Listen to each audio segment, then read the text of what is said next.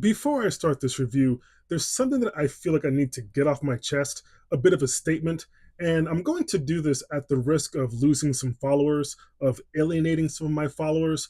But you know what? I have to be true to myself, I have to be honest, and I have to make something very, very clear.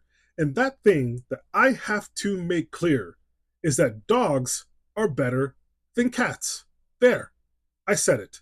Now, look, to be clear, I'm not anti cat, not in any kind of way. Cats are perfectly fine. You know, if you love cats, I respect that. There's nothing wrong with that.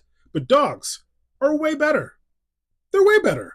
And look, I have a dog. I love my dog. My dog Layla is amazing. Now, could you imagine if she was a cat? You know, I love her very much. I do. But if she was a cat, mm, mm, mm, mm. I might love her less. Maybe. Maybe. Anyway, this record right here had a thought rush through my head while listening to it, and that is being happy to be around, to exist, to experience the trajectory and the process and the evolving of an artist in real time and getting to experience them as it's happening.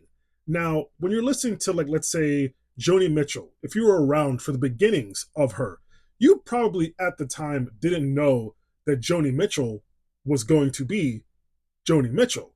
Now, I'm not saying this artist is necessarily going to be that. Who knows? We'll see 10, 20, 30 years from now. But I have felt for a long time, for multiple projects, that she is incredibly special in so many different ways. This right here being the brand new album from Mitski, Nothing's About to Happen to Me.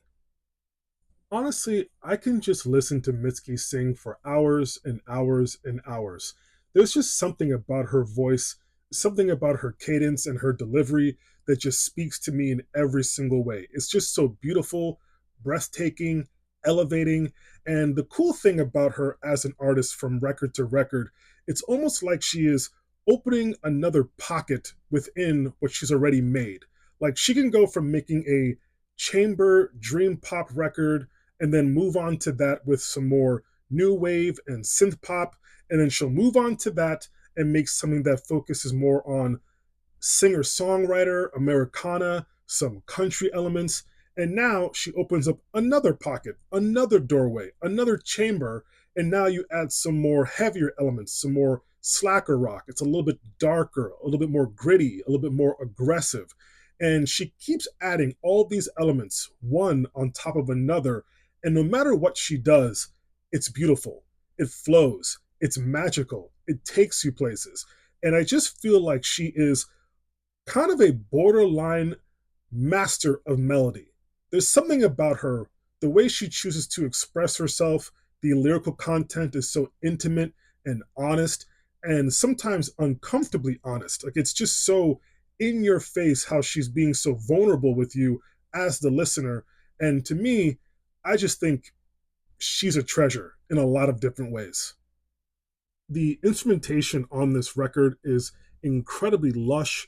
It's smoldering. And I'm sorry, you know what? Hold on. Let me grab this photo. Hold on. It's on my desk here. That's Layla. That's my dog. I don't know if it's coming up clearly, but she's adorable. This is her as a puppy, so she's like 20 pounds heavier, but she's just as cute. Just as cute. So again, if you prefer cats, that's okay. But if for some odd reason any of you were thinking about talking shit about my dog, don't. Don't. Anyway, this record is great. Mitski's great. She doesn't disappoint. This is another fantastic record to add to a very impressive discography. Um, I don't think this is her best record. It's not my favorite, but it's very good. I recommend it. 9 sticks of butter. Peace, love, butter. Look, like cats, it's fine. Feel free to miss out on the coolness of dogs.